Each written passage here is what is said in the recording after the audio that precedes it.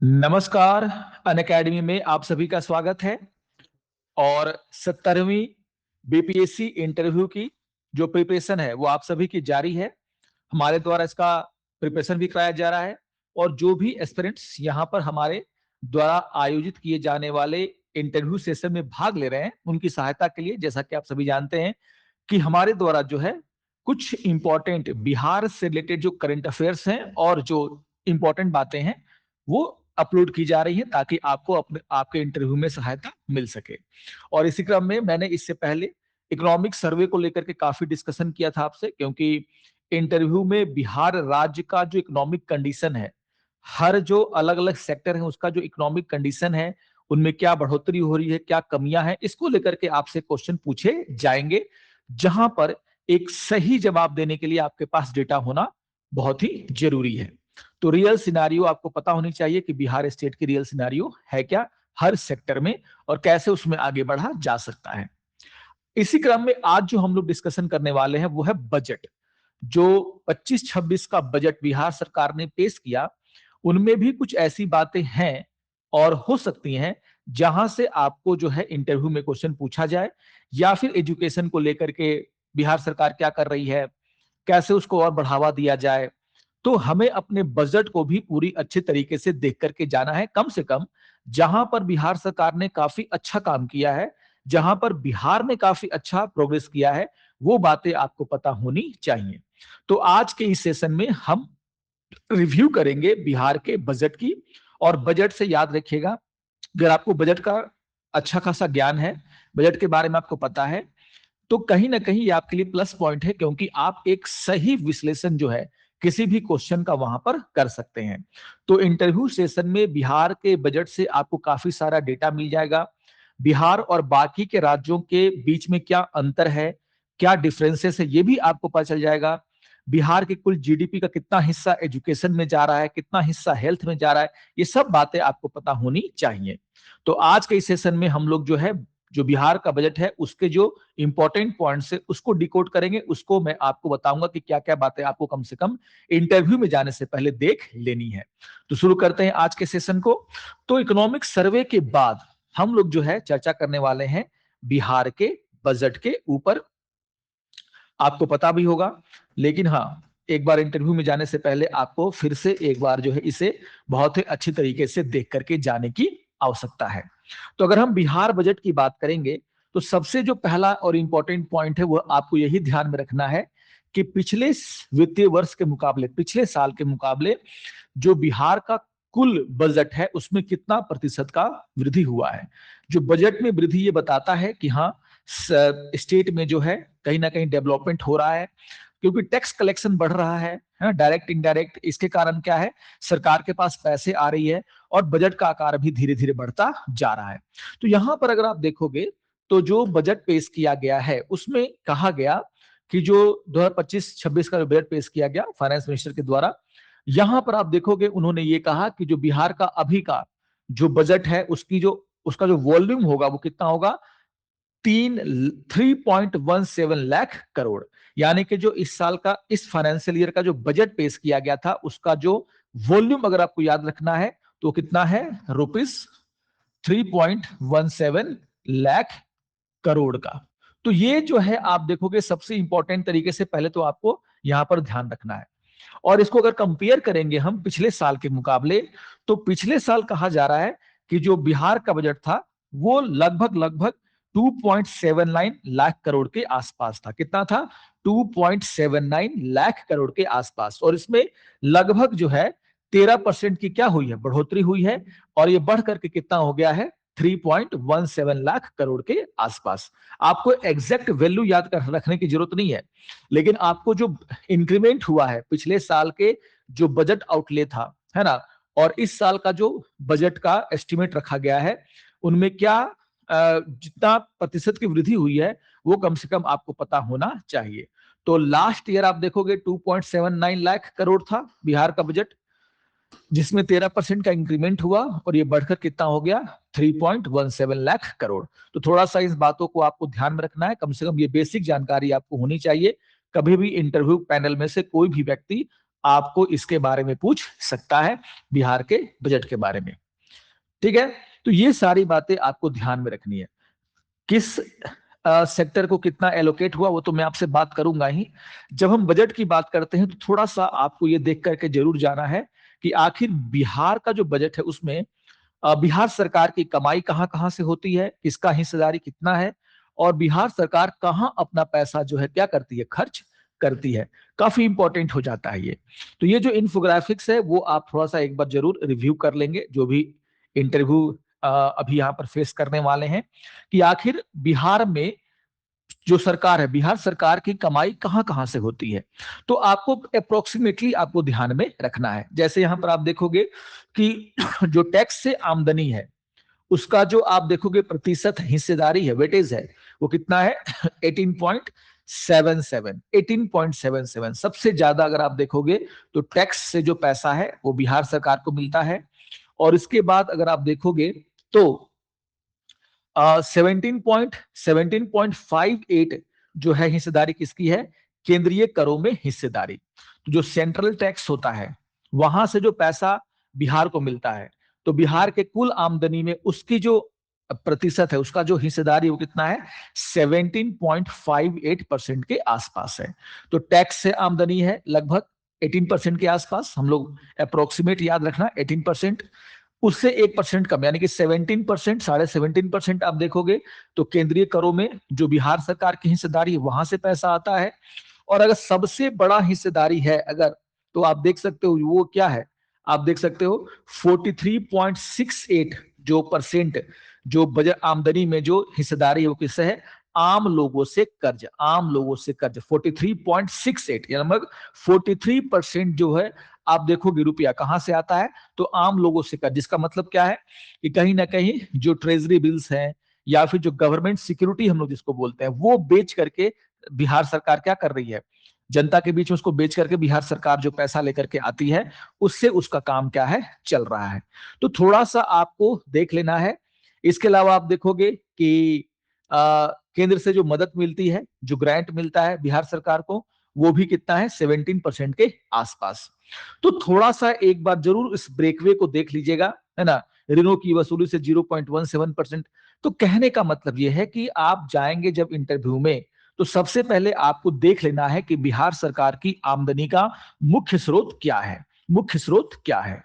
तो यहां पर आप देखोगे आम लोगों से कर्ज तो हो ही गया, केंद्रीय करों में हिस्सेदारी कितनी है 17%। इसके अलावा आप देखोगे केंद्र सरकार से जो बजट मदद मिलता है किसको, बिहार सरकार को, जो ग्रांट मिलता है, सहायता मिलती है, उसका भी हिस्सेदारी कितना है 17% के आसपास। तो टैक्स से आमदनी 18, केंद्र से मदद 17 और केंद्रीय करों में हिस्सेदारी भी 17। और इधर आप देखोगे कि लोगों से कर्ज कितना है 43.68। एक बार आपको जरूर ये ओवरव्यू लेकर के जाना है, आपको पता होना चाहिए। और यहां पर आप देखोगे दूसरी तरफ जो है खर्च बताया गया है कि बिहार सरकार की आमदनी एक तरफ है और दूसरी तरफ बिहार सरकार बजट में कहां पर, किस जगह पर कितना पैसा खर्च कर रही है, ज्यादा इंपॉर्टेंट है। तो अगर आप देखोगे तो यहां पर अगर हम लोग देखते हैं अगर सबसे ज्यादा पैसा कहां खर्च करती है बिहार की सरकार अपने बजट का, तो अगर आप देखोगे तो यहां पर है 39.80 सामाजिक सेवाएं। यानी कि जो सामाजिक सेवाओं के लिए जो योजनाएं चल रही हैं उनमें जो है आप देखोगे टोटल एलोकेशन में से सबसे ज्यादा एलोकेशन जो है बिहार सरकार कहां कर रही है, सामाजिक सेवाओं में 39.80। यानी कि हम 40% बोल सकते हैं कि यानी कि अपनी कमाई का 40% के अराउंड बिहार की सरकार बिहार में जो सामाजिक उत्थान के लिए जो योजनाएं चल रही हैं उनमें क्या करती है, खर्च करती है 40% के आसपास। इसके अलावा आप देखोगे कि समान सेवाओं में 28% है, आर्थिक सेवाओं में 23% है, ऋणों के भुगतान में 0.4 है ना, आम लोगों से ऋण आप लेंगे तो उसको वापस भी करेंगे उसमें 7.2 है। लेकिन ये वाला पोर्शन जो है वो काफी इंपॉर्टेंट है कि बिहार सरकार का फोकस क्या है, सामाजिक सेवाओं पर है। और सबसे ज्यादा पैसा जो है वो अपने जो खर्च करती है, कहां जाता है पैसा, रुपया कहां जाता है, उसमें क्या है, सामाजिक सेवाओं में, जैसे एजुकेशन है, हेल्थ है, बाकी सेक्टर में हम लोग देखेंगे सबसे ज्यादा खर्च वहां पर किया जा रहा है। तो थोड़ा सा जो ब्रेकवे है जो आप देख सकते हैं देख करके जाइएगा कि पैसा कहां से आया और पैसा कहां पर खर्च होता है। तो ये इंटरव्यू के लिए एक बहुत ही इंपॉर्टेंट बातें हैं जिसको कि आपको ध्यान में रखना है। पहली बात तो ये, ओके। अब अगर देखोगे तो यहां पर मैंने ये जो इन्फोग्राफिक्स है वो सबसे इंपॉर्टेंट है। इंपॉर्टेंट क्यों है? इसलिए इंपॉर्टेंट है क्योंकि यहां पर यह बताया जा रहा है कि बजट में शिक्षा पर, स्वास्थ्य पर, सड़क बनाने पर, जो सामाजिक सेवाओं की हम लोग बात करें, उस पर सरकार ने कितना करोड़ रुपया जो है आवंटन किया है। और यहां पर कंपैरिजन भी है कि पिछले वर्षों के मुकाबले किस तरीके से जो है आप देखोगे सरकार ने इन क्षेत्रों में, इन प्रमुख क्षेत्रों में अपने एलोकेशन को बढ़ाया है। जैसे बहुत चर्चा हुई थी जब हम शिक्षा, अब मैं इसको और भी कंपेयर करूंगा।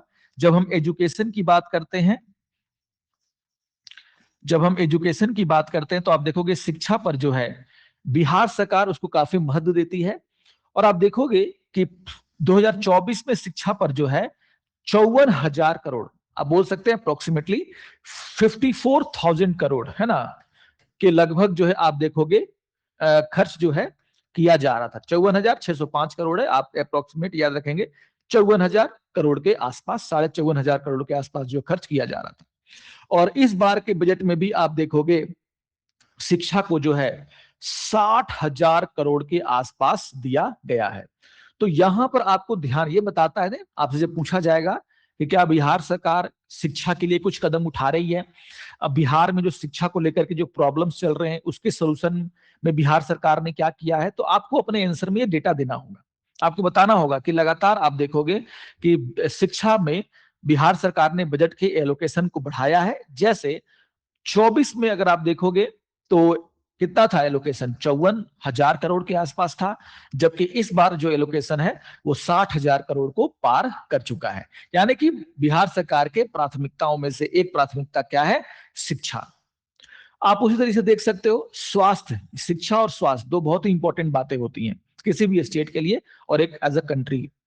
तो आप देखोगे स्वास्थ्य विभाग में भी काफी अच्छा एलोकेशन किया गया है।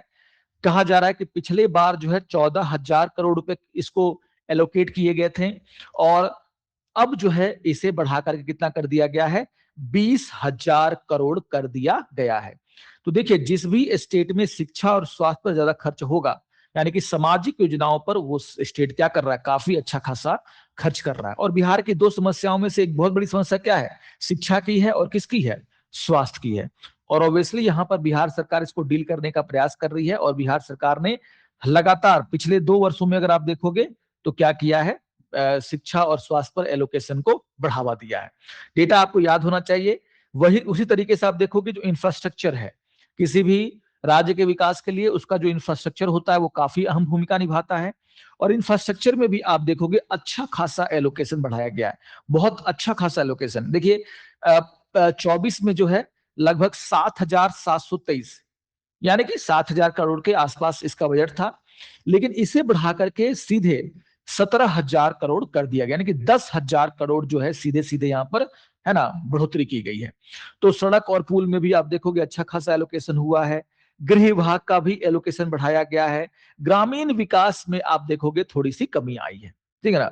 ऊर्जा विभाग में भी आप देखोगे बढ़ोतरी तो हुई है लेकिन कम हुई है। लेकिन ग्रामीण विकास विभाग जो है, ग्रामीण विकास विभाग, उसके बजट में क्या किया गया है, कमी किया गया और अच्छा खासा कमी किया गया। जैसे 27,000 करोड़ था उसको घटा के कितना कर दिया गया, 16,000 करोड़। तो कहीं ना कहीं इसका जो पैसा बचा है उसको कहीं ना कहीं आप देखोगे कि कह सकते हैं सड़क और पुल वाले में या फिर बाकी चीजों में क्या किया गया है, कंपनसेट किया गया है। तो एक ओवरव्यू तो आपको जरूर लेना पड़ेगा, है ना। मंत्रियों के नाम आपको देखने की जरूरत नहीं है, वो बदल बदल गए होंगे। लेकिन ये जो बजट का एलोकेशन है इसको देखिएगा, क्योंकि अगर जब आप शिक्षा पर बात करेंगे, स्वास्थ्य पर बात करेंगे, समस्याओं की बात करेंगे, तो आपको समस्याओं के साथ साथ उसके समाधान के लिए क्या कदम उठाए जा रहे हैं इस पर भी बात करना होगा। और उस पर आप बात करेंगे तो हवा हवाई बातें आप नहीं कर सकते इंटरव्यू में। आपको बताना होगा कि हाँ बिहार की सरकार जो है वो शिक्षा पर किस तरीके से खर्च को बढ़ा रही है ना।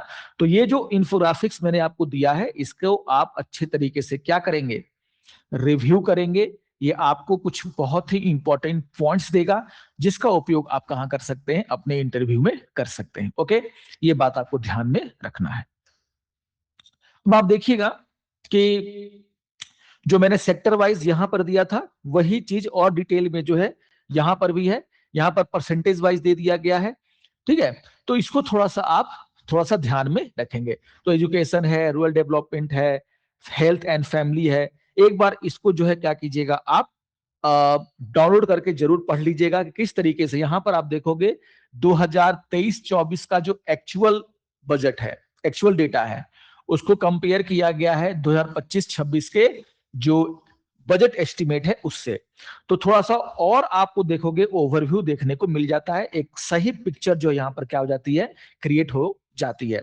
तो वही जो पीछे पीछे वाला हिस्सा है उसको और अगर आप डिटेल में पढ़ना चाहते हैं तो आप इस पेज को जरूर फॉलो कर सकते हैं, जिसमें कि आपको ध्यान से समझ में आ जाएगा और डिटेल में आपको क्या है समझ में आ जाएगा कि बिहार सरकार एक्चुअली में एलोकेशन को बढ़ाया है या उसने क्या किया है, घटाया है। ओके, ये चीजें। चलिए आते हैं आगे।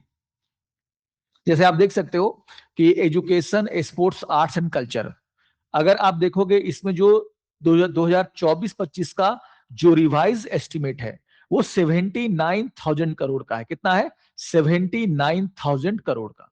और जो 25-26 में जो बजट एस्टिमेट्स है वो लगभग यहाँ पर कितना है, 63,000 करोड़ का। तो इसमें अगर आप देखोगे तो एक्चुअली में 21% का क्या हुआ है, गिरावट हुआ है, ऐसा कहा जा रहा है। लेकिन यहाँ पर हमें दिखेगा कि ठीक है, उसमें क्या हुई है, बढ़ोतरी हुई, क्योंकि आप बजट एस्टिमेट से क्या कर रहे हैं, कंपेयर। तो 2024-25 का जो बजट एस्टिमेट था वो 54 crore, in education, sports, arts and culture सभी को मिला करके 54,000 करोड़ के आसपास था। ये बढ़ करके 63,000 करोड़ के आसपास पहुंच गया। तो यहां तो आप देखोगे कि बढ़ोतरी हुई है, लेकिन अगर रिवाइज डेटा से देखोगे तो इसमें क्या हुआ है, कमी। तो थोड़ा सा अगर आपको ज्यादा डिटेल में पढ़ना है तो थोड़ा सा आप इस पेज को भी क्या कर सकते हैं, पढ़ सकते हैं। बाकी इतना डिटेल में आपसे हो सकता है कि वो लोग क्वेश्चन या आंसर ना करें। ओके, देखिए, जब हम बजट की बात करते हैं तो बिहार क्या कर रहा है एजुकेशन में, हेल्थ में, और बिहार के बजट में एजुकेशन हेल्थ में जो खर्च किया जा रहा है, अगर हम उसको कंपेयर करें दूसरे राज्यों के बजट एलोकेशन से, तो बिहार कहां खड़ा है, इसकी जानकारी मैं आपको यहां पर दे देता हूं।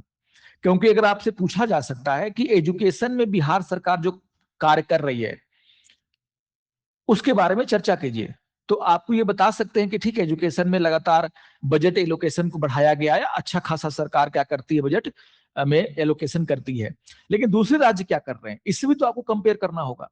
और देखिएगा कि किस कुछ कुछ मामलों में बिहार सरकार ने, जैसे एजुकेशन और हेल्थ है, उसमें उन्होंने काफी अच्छा एलोकेशन किया है, दूसरे राज्य भी इतना एलोकेशन नहीं करते हैं। जैसे अगर आप देखोगे तो यहां पर यह कहा जा रहा है एजुकेशन को खास करके, अगर हम शिक्षा की बात करें तो शिक्षा को लेकर के साफ साफ यहां पर क्या कहा जा रहा है कि जो 25-26 में जो एजुकेशन का है ना बजट है, जो ये है, उसमें ये कहा जा रहा है कि यहां पर जो है Bihar has allocated 21.7% of its expenditure on education 2025-26. This is higher than the average allocation for education by states in 2024-25.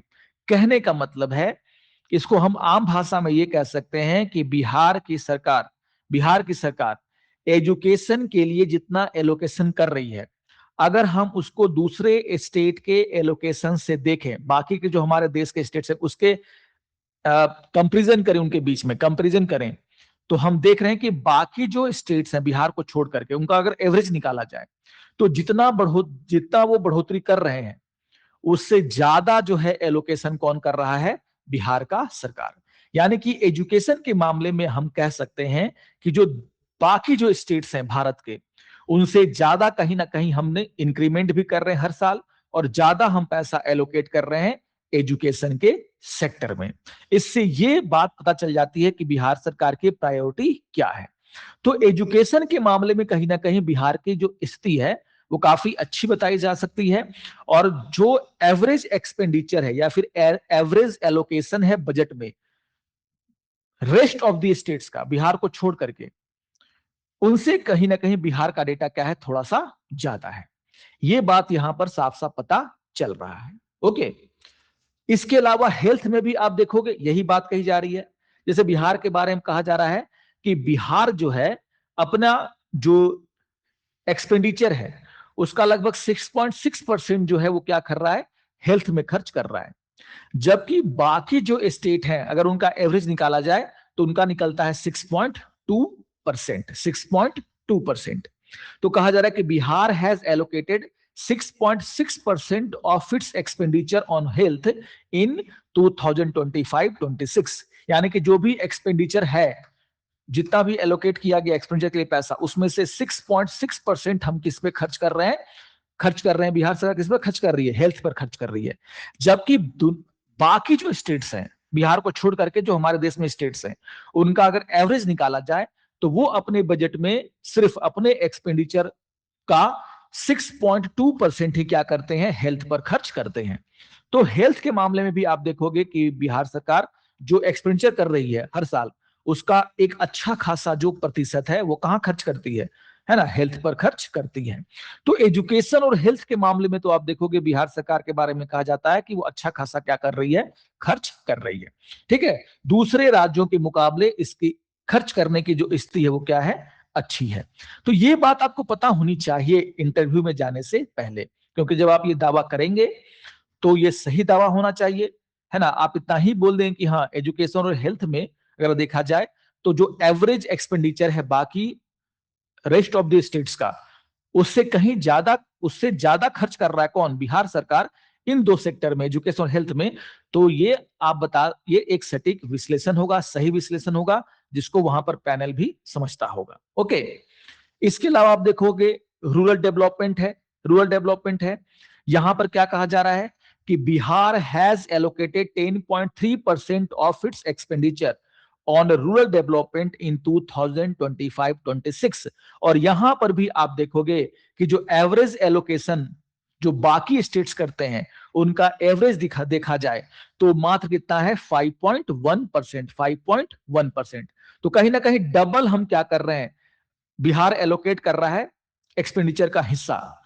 तो अगर हम 100 रुपए खर्च कर रहे हैं, इसका मतलब उसमें से 10 रुपया जो है हम रूरल डेवलपमेंट के लिए क्या करते हैं, निकाल करके रख रहे हैं। जबकि बाकी स्टेट इस 100 रुपए में से सिर्फ 5.1 यानी कि 5 रुपए निकाल कर कहां रखते हैं, अपने रूरल डेवलपमेंट के लिए। तो हमें जरूरत भी है, हमारा जो ग्रामीण एरिया है उसमें इंफ्रास्ट्रक्चर की बहुत कमी है, तो हमें जरूरत भी है। तो आप देखोगे कि एक बहुत ही अच्छा पिक्चर शो कर रहा है कि बिहार सरकार प्रायोरिटी सेक्टर में जो है काफी खर्च कर रही है। तो चाहे हम एजुकेशन की बात करें, वो भी बाकी स्टेट के एवरेज एक्सपेंडिचर से ज्यादा है। अगर हम हेल्थ की बात करें तो वो भी बिहार सरकार अपने एक्सपेंडिचर में जो एलोकेशन कर रही है किसको, हेल्थ को, वो भी बाकी स्टेट्स के एवरेज एक्सपेंडिचर ज्यादा है। और यहां पर रूरल डेवलपमेंट में भी यही पिक्चर सामने आ रही है कि बिहार ने जो है अपने एक्सपेंडिचर का 10% के आसपास रूरल डेवलपमेंट पे क्या किया है, खर्च करने के लिए एलोकेट किया है। जबकि 24-25 में कंपेयर करने के लिए डेटा होना चाहिए, 24-25 का अगर डेटा से देखें तो बाकी जो स्टेट्स हैं मात्र वो कितना कर रहे हैं, 5.1%, है ना। इस तरीके से रोड्स एंड ब्रिज की बात किया जाए, अब यहां पर थोड़ा सा पिक्चर अलग होता है रोड एंड ब्रिज उसको बनाने में। तो कहा जा रहा है कि जो टोटल एक्सपेंडिचर कर रही है बिहार सरकार एक साल, एक वित्तीय वर्ष में, उसका लगभग 3% जो है बिहार सरकार जो है रोड्स एंड ब्रिजेस को बनाने में, है ना, खर्च कर रही है। और ये जो है lower than the average allocation for roads and bridges by the states in 2024-25, यानी कि 4.3%। यानी कि जो अदर स्टेट्स हैं अगर उनसे कंपेयर किया जाए तो 2023-24 का ये 24-25 का ये डेटा है लास्ट फाइनेंशियल, उसमें बताया जा रहा है कि जो बाकी की जो स्टेट्स है उनका अगर एवरेज निकाला जाए तो वो अपने एक्सपेंडिचर का 4.3% क्या करते हैं, रोड्स एंड ब्रिजेस को बनाने में खर्च करते हैं। जबकि बिहार सरकार क्या कर रही है, 3% खर्च कर रही है। तो ये एक इंपॉर्टेंट चीज है। उस तरह से एग्रीकल्चर में भी है। देखिए एग्रीकल्चर सेक्टर में, एग्रीकल्चर में आप देखोगे बिहार सरकार जो है अपना जो एक्सपेंडिचर है, जो उनका एक्सपेंडिचर का एस्टिमेट है, उनमें 2.7% उसने किसके लिए रखा है, एग्रीकल्चर के लिए, जबकि अगर आप बाकी स्टेट्स का जो एक्सपेंडिचर है एग्रीकल्चर में उससे कंपेयर करें, जो एवरेज निकल करके आता है, उससे ये क्या है, काफी कम है। बाकी स्टेट्स जो अपने एक्सपेंडिचर में एग्रीकल्चर के लिए एलोकेशन कर रहे हैं वो कितना है, 6.3% के आसपास। जबकि बिहार सरकार कितना है, 7% के आसपास। तो यहां पर भी आप देखोगे नेशनल एवरेज से क्या है, अदर स्टेट्स के एवरेज से क्या है, कम है। उस तरीके से इरिगेशन की बात हो रही है, इरिगेशन में लगभग लगभग एक समान है। इरिगेशन के लिए आप देखोगे कि टोटल एक्सपेंडिचर में से 3.2% इरिगेशन के लिए रखा जा रहा है, सिंचाई के लिए, जबकि नेशनल बाकी स्टेट्स का जो एवरेज है वो कितना है, 3.4% के आसपास। तो ये एक बहुत ही इंपॉर्टेंट बातें हो जाती हैं अगर आप इस तरीके से बजट को एनालाइज करके जाते हैं इंटरव्यू में। तो आप जब बातें करेंगे इनको लेकर के, तो आपकी बातों में एक अलग ही महत्व दिखेगा, दम दिखेगा, उसमें जो सही फैक्ट्स दिखेंगे। और इससे आप दोनों तरह की बातें निकल करके आ रही हैं कि जहां पर एजुकेशन, हेल्थ और रूरल डेवलपमेंट में Bharat rest of the Bihar जो है रेस्ट ऑफ द स्टेट से क्या कर रहा है, ज्यादा एक्सपेंडिचर कर रहा है। वहीं रोड्स, ब्रिज, एग्रीकल्चर और इरिगेशन में कहीं ना कहीं उससे और ज्यादा एक्सपेंडिचर को बढ़ाने की जरूरत है, क्योंकि अदर स्टेट उससे ज्यादा क्या कर रहे हैं, खर्च कर रहे हैं। तो ये एक बहुत इंपॉर्टेंट जो है क्या है, कंपैरिजन है, comparison of states expenditure on की सेक्टर्स। थोड़ा सा देख करके जाना है, काफी इंपॉर्टेंट मैंने आपसे डिस्कशन किया है, आप भी इसको पढ़ करके ही जाइएगा। इंटरव्यू में काफी ऐसी जानकारियां काम आ जाती हैं। इसके अलावा आप देखोगे कि अगर हम बजट की बात करें, अन्य क्या चीजें यहां पर इंपॉर्टेंट है, तो यहां पर आप देखोगे कि जो अ, बिहार फार्मास्यूटिकल प्रमोशन पॉलिसी 2025 को यहां पर अप्रूव किया गया है, अप्रूव किया गया है। और आप देखोगे बिहार फार्मास्यूटिकल प्रमोशन पॉलिसी जो है वो क्यों लाया गया। देखिए बिहार में कई सारे सेक्टर्स में अभी काफी कम डेवलपमेंट है, और यहां पर बिहार सरकार चाहती है कि बिहार में जो है फार्मास्यूटिकल यानी कि दवाइयों के इनोवेशन और उनके प्रोडक्शन को बढ़ावा दिया जाए। फार्मास्यूटिकल सेक्टर को वो क्या चाहती है, बढ़ावा देना। तो यहां पर जो बिहार फार्मास्यूटिकल प्रमोशन पॉलिसी है उसमें बिहार सरकार का लक्ष्य है कि इनोवेशन यानी कि दवाइयों के क्षेत्र, मेडिसिन के क्षेत्र में इनोवेशन, R&D को बढ़ावा दिया जाए, और बिहार को जो है एक फार्मास्यूटिकल सेक्टर में भी एक हब के रूप में क्या किया जाए, प्रेजेंट किया जाए। तो हब तभी बन सकता है जब क्या किया जाएगा, फार्मास्यूटिकल सेक्टर में जो इनोवेशन है, जो क्या है R&D है यानी कि रिसर्च एंड डेवलपमेंट, उसको बढ़ावा दिया जाएगा। जो encouraging academic and industrial development opportunity, यानी कि अगर हम R&D को बढ़ावा देते हैं, उनके लायक माहौल बनाते हैं, इनोवेशन को बढ़ावा देते हैं, तो आप देखोगे कि बिहार में भी दवा बनाने वाली कंपनियां आकर के क्या करेंगी, इन्वेस्टमेंट करेंगी। तो बिहार फार्मास्यूटिकल प्रमोशन पॉलिसी लाई गई है 2025 इस बार के बजट में, जिसमें बिहार को जो है एक तरीके से फार्मास्यूटिकल सेक्टर में भी एक हब बनाने का सपना देखा गया है। तो ये सब पॉलिसीज को थोड़ा सा आप जरूर देख लेंगे, है ना।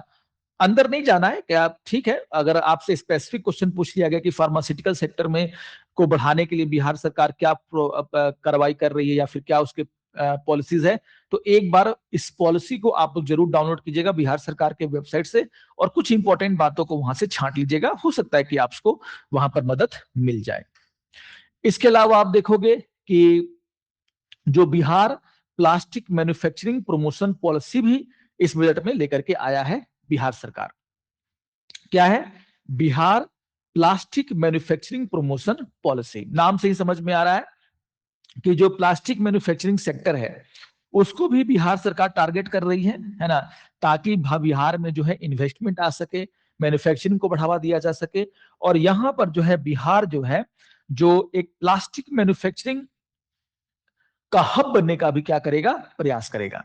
तो थोड़ा सा ये जो नई नई पॉलिसी लेकर के आई है बिहार सरकार इस बार के बजट में, उन पॉलिसीज को अगर आप हो सके तो डाउनलोड कर लेना, क्योंकि इन पॉलिसीज के ऊपर क्वेश्चन पूछे जा सकते हैं आपसे कि ठीक है बिहार सरकार किस तरीके से इंडस्ट्री को बढ़ाने के लिए काम कर रही है। तो आप वहां पर बता सकते हैं कि फार्मास्यूटिकल इंडस्ट्री को बढ़ाने के लिए सरकार ने इस बार एक नीति लेकर के आई, जिसको हम लोग बोल रहे हैं बिहार फार्मास्यूटिकल प्रमोशन पॉलिसी। वहां पर इनोवेशन को बढ़ावा देने के लिए कोशिश किया जाएगा, R&D को बढ़ावा देने के लिए कोशिश किया जाएगा। उसी तरीके से आप देखोगे प्लास्टिक मैन्युफैक्चरिंग में भी बिहार सरकार एक पॉलिसी लेकर के आई है, जिसमें कि प्लास्टिक मैन्युफैक्चरिंग का भी जो इंडस्ट्री है उसको बिहार में स्थापित करने का प्रयास किया जा रहा है। तो ये सारी बातें तो सबसे पहले आपको ध्यान में रखनी है। इसके अलावा आप देखोगे कि महिलाओं के लिए तो काफी कुछ किया जा रहा है। बजट में फोकस था महिलाओं के ऊपर इस बार, जिसका फायदा मिला भी सरकार को। तो कहीं ना कहीं आप देखोगे कि जो जैसे महिलाओं के लिए पिंक बस जो सेवा की बात कही जा रही है, वहां पर जो है पिंक बस में जो महिलाएं ही क्या रहेंगी, स्टाफ रहेंगी, है ना। इसके अलावा आप देखोगे महिलाओं को 2 और 3 व्हीलर खरीदने में सरकार सब्सिडी देगी, या फिर पंचायतों में कन्या विवाह मंडप बनाए बनाए जाने की बात कही जा रही है, जिसको चलाने की जिम्मेदारी भी किसको दी जा रही है, महिलाओं को दी जाएंगी। तो महिलाओं के उत्थान के लिए बिहार सरकार क्या कर रही है, ये बात आपको एकदम अच्छे से पता होनी चाहिए। कम से कम 4-5 पॉइंट तो आपको पता होने चाहिए, ताकि आप वहां पर वुमेन एम्पावरमेंट पर क्वेश्चन पूछा जाता है इंटरव्यू में, है ना। इंडस्ट्रियल कैसे इंडस्ट्री को आगे बढ़ाने के लिए क्या कोशिश की जा रही है, इसके साथ साथ जो वुमेन एम्पावरमेंट है वो एक बहुत बड़ी समस्या है बिहार की भी। तो आप देखोगे वुमेन एम्पावरमेंट के लिए क्या किया जा रहा है, वो भी एक बार आप देख करके जाना। तो हर पंचायतों में कन्या विवाह मंडप, और उसके महिलाएं ही क्या करेंगी, संचालित करेंगी, है ना। महिला हाट की बात कही गई थी पटना में, है ना। तो इसकी भी आपको पता होना चाहिए। कामकाजी महिलाओं के लिए आप देखोगे जो बिहार के शहर हैं वहां पर क्या है, सरकारी छात्रावास खोलने की बात कही गई है कि महिलाएं वहां पर सुरक्षित रह करके अपना काम कर सके। या फिर आप देखोगे छठ को धार्मिक पटन से जोड़ना की बात कही जा रही है, और यहाँ पर महिला गाइड बनाए जाएंगे जो कि छठ के बारे में जो लोग आएंगे उसको देखने के लिए उनको गाइड करेंगे। महिला सिपाहियों के लिए आवास सरकार लेने की बात कर रही है, बनाने की बात कर रही है। तो कहीं ना कहीं महिलाओं के लिए इस बजट में जो काम किया गया है उसको भी आपको क्या है देख करके जाना है। इंटरव्यू में वुमेन इंपावरमेंट पर कहीं से भी घूमते फिरते अगर उस तरफ टॉपिक गया गया तो आपको जो है आपको वहां पर ये सारी बातें पता होनी चाहिए। ओके, तो ये था वुमेन एम्पावरमेंट को लेकर के बजट में क्या बातें कही गई हैं। तो ये सारी बातें आपको जरूर पढ़ लेना है, छोड़ना नहीं है, ठीक है ये चीजें। अब देखिए जैसे बिहार में एग्रीकल्चर एंड एलाइड एक्टिविटीज को बढ़ावा देने की बात की जा रही है, और इस बार का बजट में भी क्या कहा गया है कि जो जैगरी का उत्पादन है यानी कि गुड़ का जो उत्पादन होता है बिहार में, उसको भी यहां पर क्या किया जाएगा, बढ़ाने के लिए कोशिश की जाएगी। और यहां पर यह कहा जा रहा है कि a centre for excellence for jaggery will be set up in Pusa Samastipur. तो यहां पर थोड़ी सी ये बातें आपको पता होनी चाहिए, है ना। एग्जाम की तैयारी जब आप कर रहे होंगे तो ये आपको पता ही होगी। तो देखिए जो मेंस की आंसर राइटिंग करने मेंस लिखने वाले हैं उनके लिए भी इंपॉर्टेंट है, और जो इंटरव्यू में जा रहे हैं उनके लिए तो इंपॉर्टेंट है ही, कि गुड़ के उत्पादन में भी बिहार को अच्छा खासा बढ़ोतरी मिल सकता है। और इसलिए बिहार सरकार ने कहा कि सेंटर फॉर एक्सलेंस का क्या किया जाएगा, है ना, निर्माण किया जाएगा पूसा समस्तीपुर में। ठीक है। इसके अलावा देखिए बिहार से पलायन बहुत होता है। पलायन की समस्या क्या है, बहुत बड़ी समस्या है। और पलायन की समस्या तभी दूर हो सकती है जब हम अलग अलग क्षेत्रों में एग्रीकल्चर से लेकर के इंडस्ट्री में क्या करें, काम करें। अब यहां पर लेकिन ये सच्चाई है कि बिहार के बहुत सारे लोग जो मेजर सिटी हैं हमारे देश के, वहां पर जाकर के क्या करते हैं, काम करते हैं। अब यहां पर आप देखोगे कि जो माइग्रेंट्स जिनको हम लोग कहते हैं, बिहार से काम करने के जो माइग्रेंट्स जाते हैं इन शहरों में, बड़े बड़े शहरों में, उन्हें बहुत सारे मुश्किलों का सामना भी करना पड़ता है। अब कहीं ना कहीं आप देखोगे जो माइग्रेंट्स लेबर हैं या फिर जो माइग्रेंट्स हैं, उनकी काउंसलिंग कम मैनेजमेंट सेंटर, है ना, को खोलने की यहां पर बात कही जा रही है देश के उन शहरों में जहां पर बिहार से जाने वाले लोग वहां पर जाकर के काम कर रहे हैं। माइग्रेंट्स की संख्या क्या है, ज्यादा है।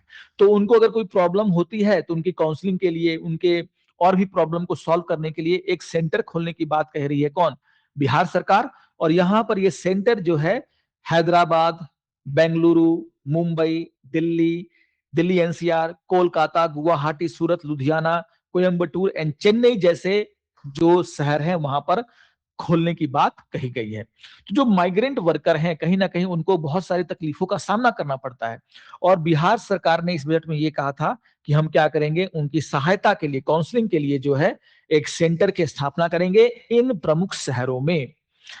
बहुत इंपॉर्टेंट बात है, ध्यान में रखिएगा आप लोग, है ना। कभी भी माइग्रेंट लेबर को लेकर के बिहार सरकार क्या कर रही है, या फिर माइग्रेंट लेबरों की समस्या को लेकर के क्वेश्चन उठना ही उठना है।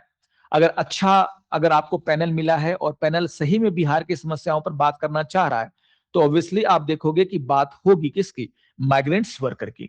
तो थोड़ा सा इंटरव्यू में जो है इन चीजों को भी आप जरूर ध्यान में रखेंगे। नॉलेज आपको होना चाहिए ताकि आप बता सकें कि हाँ आपने जो है अच्छे तरीके से पढ़ करके बिहार के बारे में आप जानते हैं और तब आप यहाँ पर क्या है पहुंचे हैं। तो ये वाली भावना तभी आएगी जब आपका जो है बजट के ऊपर भी अच्छा खासा क्या होगा पकड़ होगा। तो जो भी इंपॉर्टेंट बातें हैं बजट में मैं आपको जरूर यहां पर बताने का प्रयास कर रहा हूं। इसके अलावा आप देखोगे कि जैसे मैंने बोला कि बिहार में शिक्षा की कमी काफी ज्यादा है और शिक्षा को लेकर के सरकार काम भी कर रही है। इस बार के बजट में कहा गया था कि जो 534 ब्लॉक हैं बिहार में, बिहार राज्य में जो है 534 ब्लॉक्स हैं और यहां पर यह कहा जा रहा है कि इनमें से 358 ब्लॉक्स ऐसे हैं जिनमें एक भी एफिलिएटेड और गवर्नमेंट डिग्री कॉलेज नहीं है। बहुत ही इंपॉर्टेंट बात है, डिग्री कॉलेज नहीं है। ये बता भी रहा है कि बिहार में शिक्षा की क्या है ना कंडीशन है। ये आपके पास एक डेटा हो गया कि 534 ब्लॉक्स जो हैं बिहार में, उनमें से अधिकतर में 358 ब्लॉक्स में जो है कोई जो है डिग्री कॉलेज नहीं है, गवर्नमेंट डिग्री कॉलेज या गवर्नमेंट से एफिलिएटेड डिग्री कॉलेज। और इसीलिए आप देखोगे कि बिहार सरकार ने ये फैसला लिया इस बार के बजट में कि 1 डिग्री कॉलेज, चाहे वो गवर्नमेंट हो चाहे वो प्राइवेट हो, जो गवर्नमेंट से एफिलिएटेड हो, उस डिग्री कॉलेज को यहां पर क्या किया जाएगा खोला जाएगा। यानी कि जिन जिन ब्लॉक्स में डिग्री कॉलेज नहीं है वहां पर या तो सरकार डिग्री कॉलेज खोलेगी या फिर प्राइवेट कोई डिग्री कॉलेज खुलेगा जिसको वो क्या करेगी मान्यता देगी। तो हर ब्लॉक में एक डिग्री कॉलेज कम से कम हो, चाहे वो सरकारी हो चाहे वो प्राइवेट। इसके ऊपर जो है ध्यान दिया गया है किसके द्वारा, बिहार सरकार के द्वारा। तो काफी इंपॉर्टेंट ये चीजें हैं जिसको कि आप जरूर क्या करेंगे ध्यान में रखेंगे। इसी तरीके से आप देखोगे कि जो स्कॉलरशिप का रेट है वो बढ़ाया गया है ना। थोड़ा सा देख लेना अगर शिक्षा के बारे में अगर बताया जाएगा तो। और यहाँ पर सरकार जो है मेडिकल कॉलेज को बढ़ावा देने की बात कर रही है और public private partnership PPP model पर क्या किया जाएगा, नए मेडिकल कॉलेज खोले जाएंगे जिससे कि क्या होगा उसमें जो गुणवत्ता वगैरह होगी वो क्या होगी काफी अच्छी होगी। तो यहां पर आप देखोगे कि ये सारी चीजें जो हैं कही जा रही हैं। तो थोड़ा सा इनको देख लेना है ना। इसके अलावा आप देखोगे कि बिहार में जो सब्जी का उत्पादन है उसको बढ़ावा देने का भी कोशिश किया जा रहा है। अब सब्जी का उत्पादन तो बढ़ावा दिया जाएगा लेकिन आप देखोगे बिहार में एक बहुत बड़ी समस्या है कि जो लैंड का आकार है वो काफी छोटा छोटा होता है। और अगर हम सहकारी समितियां बना दें, कई लोगों को एक साथ जोड़ दें तो सभी का फायदा एक साथ हो जाएगा। तो आप देखोगे जो प्राथमिक सब्जी उत्पादक सहकारी समिति, इंग्लिश में क्या बोलेंगे, primary vegetable producer cooperative society, है ना, का जो उत्पाद है, क्योंकि हम उत्पादन तो करते हैं सब्जियों का लेकिन हमें सही मूल्य नहीं मिल पाता है।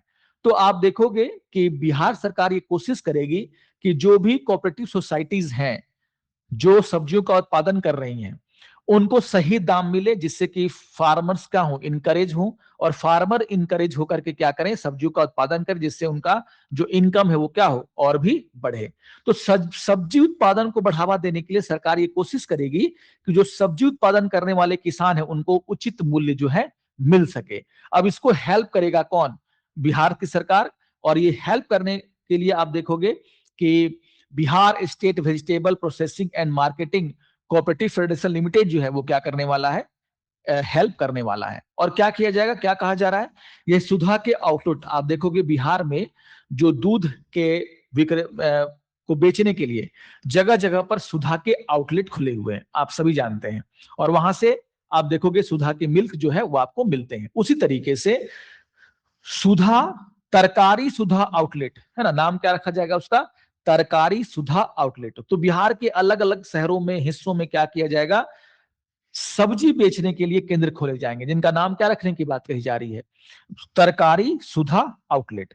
इससे होगा क्या कि कहीं का उत्पादन हुआ वहां पर तो वो चलो रेट कम है लेकिन हाँ बिहार के कुछ दूसरे हिस्सों में उसका उत्पादन नहीं हुआ है और वहां पर अच्छा खासा रेट मिल रहा है तो सब्जी को वहां पे ले जाकर क्या करेंगे बेचेंगे। तो किसानों के साथ सबसे बड़ी समस्या क्या है कि उनको पता नहीं है कि अपने मार्केट में सामान को कैसे बेचना है, कितना उनको मूल्य मिलेगा। तो कहीं ना कहीं इस तरह के आउटलेट खोल करके सब्जी के जो उत्पादन करने वाले किसान हैं उनको फायदा पहुंचाने का बिहार सरकार क्या करने वाली है, काम करने वाली है। तो काफी जो है आप देखोगे कि बिहार सरकार की नई नई योजनाएं हैं इस बार के बजट में, जिसको कि आपको ध्यान में रखना है। काफी इंपॉर्टेंट हो जाता है जब आप बिहार की समस्याओं के बारे में बातें करते हैं या फिर उनको खत्म करने के लिए सरकार क्या कोशिश कर रही है उसके बारे में आपको पता होता है। तो ये सारी बातें आपको ध्यान में रखना है। देखिए, बायोफ्यूल के प्रोडक्शन को लेकर के पूरे देश में बज़ मचा हुआ है। तो ब्लेंडिंग अभी हो रही है बायोफ्यूल्स की, और कहीं ना कहीं बिहार भी जो है आप देखोगे जो बायोफ्यूल्स के प्रोडक्शन को बढ़ाने के लिए कोशिश करेगा।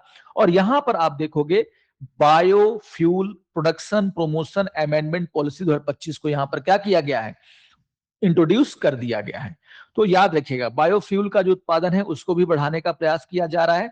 तो Bihar biofuels production promotion amendment policy जो है 25 के बजट में क्या की गई, पेश की गई, जिसका साफ साफ कहना है कि बायोफ्यूल के प्रोडक्शन को भी बिहार में बढ़ाने का प्रयास किया जाएगा।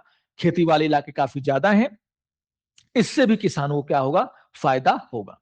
तो ये सारी बातें एक बार जरूर आप देखेंगे कि आप, है ना, जरूर पढ़ करके जाएंगे। यहां पर यह भी कहा गया है कि पर्यावरणीय चुनौतियों, है ना, अब देखोगे कंप्रेस्ड बायोगैस इकाइयां, कंप्रेस्ड बायोगैस यूनिट को भी यहां पर बढ़ावा देने की बात कही जा रही है, जिससे कि क्या होगा, जो कचड़े बचड़े होते हैं उसको क्या किया जाएगा, बायोगैस से बदलने का काम किया जाएगा। तो काफी अच्छी अच्छी पॉलिसीज का यहाँ पर जिक्र है। अब आपको ध्यान में रखना है कि आपको क्या क्या पढ़ करके जाना है, ठीक है ना, ये चीजें। तो ये सारी बातें जो है आपको ध्यान में रखना है, ठीक है। बिहार कैंसर केयर सोसाइटी की स्थापना करने की बात कही जा रही है। यह भी एक बहुत ही इंपॉर्टेंट जो है बात कही गई थी किसमें, बजट में। जैसे कैंसर की समस्या बढ़ती जा रही है और कहीं ना कहीं आप देखोगे जो कैंसर को लेकर के बिहार में कोई भी एक ऐसा आप केंद्र नहीं देखोगे जहां पर उसका इलाज अच्छे तरीके से होता है। और कहीं ना कहीं इसी को रिकॉग्नाइज करते हुए आप देखोगे कि बिहार सरकार ने इस बार क्या किया, बजट में घोषणा की कि जो जो कैंसर से गंभीर बीमारी है उसका बेगूसराय में क्या किया जाएगा, एक कैंसर अस्पताल की स्थापना की जाएगी और बिहार कैंसर केयर सोसाइटी की स्थापना की जाएगी। और बेगूसराय में क्या किया जाएगा, एक कैंसर का हॉस्पिटल खोला जाएगा, जिससे कि बिहार के लोगों को बाहर जाकर के इलाज कराने की आवश्यकता ना हो और बिहार के अंदर ही, है ना, बिहार के अंदर ही कैंसर जैसी जो गंभीर बीमारियां हैं उसका इलाज मौजूद हो। तो ये एक बहुत बड़ी जो है बात कही गई है बजट में और ये आपको पता होना चाहिए। तो ये सारी बातें मैंने आपको दे दी हैं बजट के इस सेशन में, जिसको कि आपको ध्यान में रखना है, ठीक है ना। स्कॉलरशिप लेकर के तो बातें कही ही जा रही है, आप एक बार पढ़ लेना कि जो पिछड़ा वर्ग है, अत्यंत पिछड़ा वर्ग है, एक्सट्रीमली बैकवर्ड क्लास है, उनके बच्चों के लिए जो स्कॉलरशिप है उसको भी बढ़ोतरी करने का बिहार सरकार ने फैसला किया है। तो ये पता होना चाहिए आपको। ऐसे इंटरव्यू में थोड़ी सी पॉलिसी से रिलेटेड बातों को आप क्या करेंगे, ज्यादा से ज्यादा देख करके जाएंगे। ऐसे मैंने दे दिया है ना। जैसे कि आप देखोगे कि जो 1,000 रुपए पहले मिलते थे, जो SC ST के जो कैंडिडेट हुआ करते थे, स्टूडेंट होते थे, उसको और यहां पर उसको 1,000 से बढ़कर क्या कर दिया गया है, 2,000 कर दिया गया है।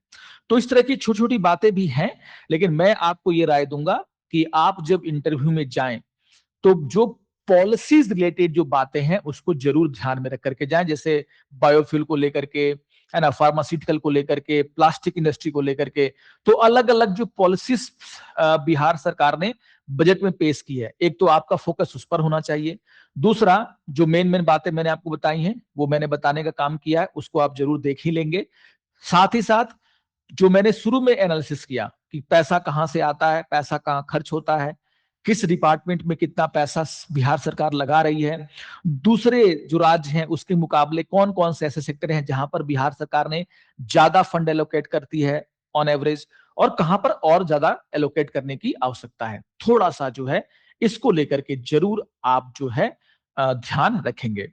तो शिक्षा के लिए क्या पॉलिसी है, स्वास्थ्य के लिए क्या पॉलिसी है, इंडस्ट्री में आगे बढ़ाने के लिए क्या पॉलिसी है, महिलाओं के लिए क्या पॉलिसी है, इन सभी पॉलिसीज का जिक्र किया गया है बजट में, उसको एक बार आपको जरूर ध्यान में रख करके जाना है। काफी अच्छे पॉइंट्स आपके पास होंगे, कॉन्फिडेंस होगा आपके पास बोलने में, और आपके पास जब डेटा होता है, जब आपको पता होता है कोई चीज, तो आप ज्यादा अच्छे तरीके से वहां पर जवाब दे पाते हैं। ठीक है, तो जैसे इकोनॉमिक सर्वे को आपने देखा, उसी तरीके से आपको जो है बजट को भी एक बार जरूर देख करके जाना है। कुछ बातें मैंने बताई हैं, और कुछ बजट को एक बार आप डाउनलोड कीजिएगा, और कुछ इंपॉर्टेंट चीजों को आप वहां से छांटने का जरूर प्रयास कीजिएगा। ओके, तो इसी तरीके से आगे भी मैं आपको बताता रहूंगा कि इंटरव्यू में जो है कौन सी चीजें अब आपको और देख करके जानी है।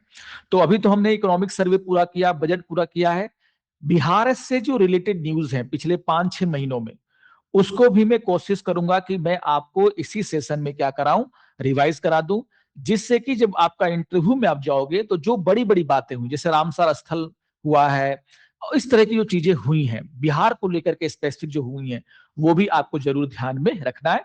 आने वाले क्लासेस में मैं उस पर भी बातें करूंगा। ओके, तो आशा करता हूं कि हमारे इस सेशन से आपके इंटरव्यू के प्रिपरेशन में जरूर मदद मिल रहा होगा। अगर आपको अच्छा लग रहा हो तो जरूर आप इसको लाइक करेंगे, इस सेशन को जरूर अपने कमेंट हमें देंगे। तो मिलते हैं नेक्स्ट सेशन में ऐसे ही कुछ इंपॉर्टेंट बातों पर डिस्कशन के साथ। तब तक के लिए नमस्कार और धन्यवाद।